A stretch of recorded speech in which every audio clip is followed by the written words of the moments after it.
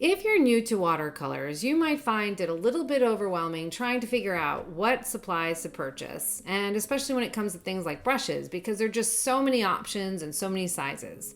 Well, today I'm going to share with you my 3 favorite types of brushes and how to use them, and hopefully that will demystify some of the options that are out there for you.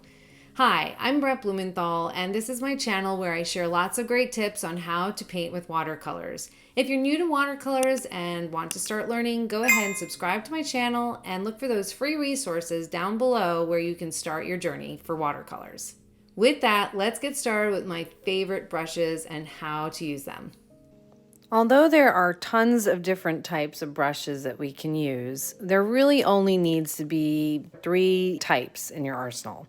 So the first I use all the time are my round brushes, and they are really instrumental in being able to create lots of different brush strokes and effects. And they come in 2 types. They come in what's called a round or a long round.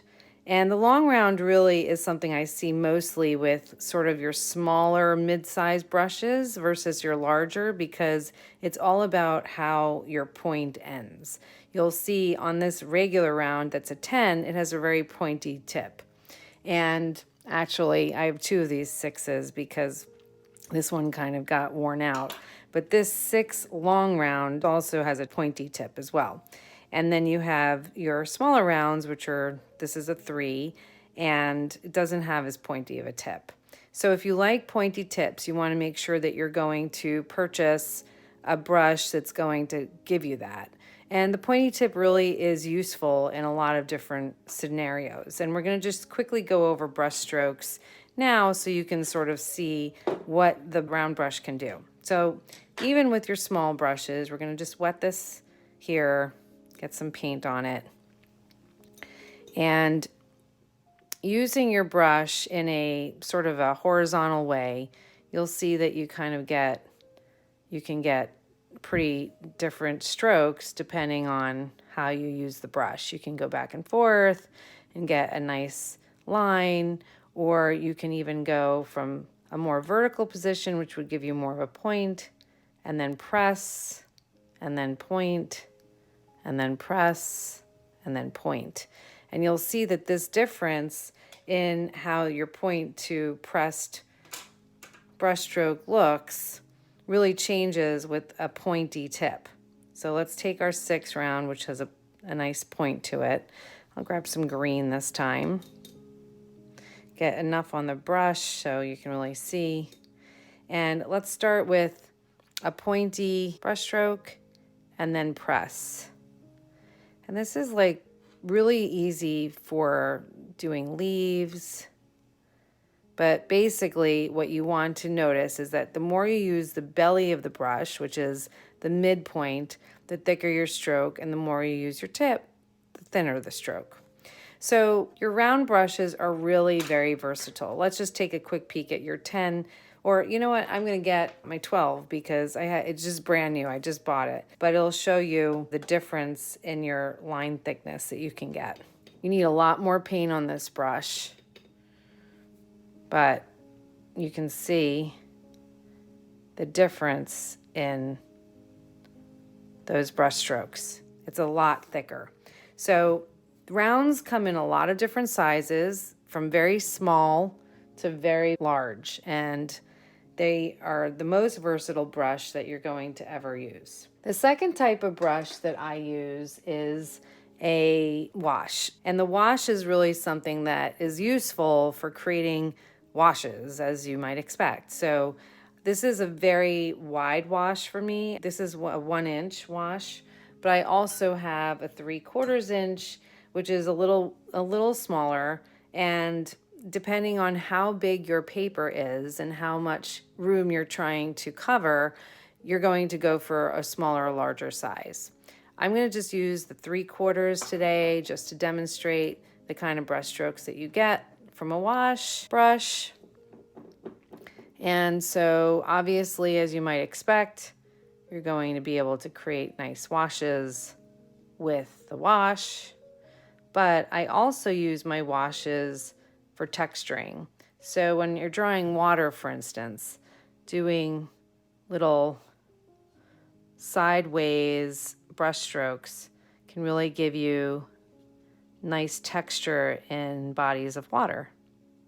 So the wash brush can be used for either, or even just creating lines if you don't want to have to use a liner, or if you're afraid that it's going to be harder to create a straight line, you can use your wash that way as well. And then finally, the third type of brush that I like to use is called a liner. And I have a variety of different sizes. This is my 1, this is my 2, and I even have a 0. And these are great for creating details, especially if you're thinking about creating any line work or fur. I use it a lot on fur because I can get nice fine strokes and any detail that I need. What's beautiful about these brushes is because they're so long, you're getting a lot of paint in those fibers, and so it holds a lot of water and you don't have to keep reloading your brush. So let's just demonstrate. I'm going to grab some more blue, and you can hold it upright or you can hold it on the side. Upright's going to give you a finer point, and I highly recommend you use your pinky to sort of stabilize your brush stroke so that it's as straight as possible. And obviously you can do lots of different line work, but I haven't reloaded my brush yet, and you can see how much paint it is holding. These are 3 brush strokes without reloading the paintbrush. And so I'll just demonstrate. If I was going to grab some blue with my round brush and just draw, there's not enough paint on there.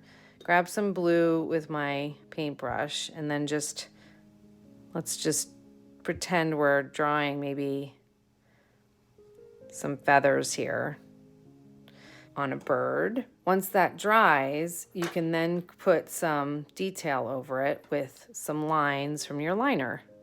Now it's a little wet, but I'll demonstrate anyway. So this is a little darker than I would go, but it gives you a sense for how you can get some nice details in your drawings with the liner. So again, you can do whiskers. You can just provide details to anything that you're doing that are very faint. And you can get really lovely detailed strokes there. Okay, so those are the 3 brushes that I use the most: my rounds, my washes, and my liners. And I will, in another video, I'm sure, cover all of the different types of specialty brushes that you can buy.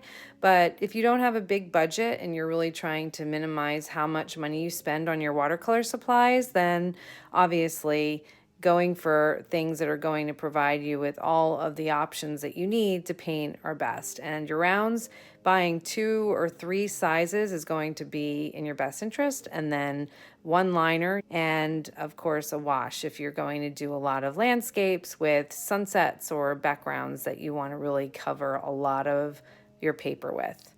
As always, thanks so much for watching, and if you found these tips helpful, go ahead and hit the like button, subscribe to the channel, and download those free resources below where you can start painting with watercolors today. I'll see you in the next video.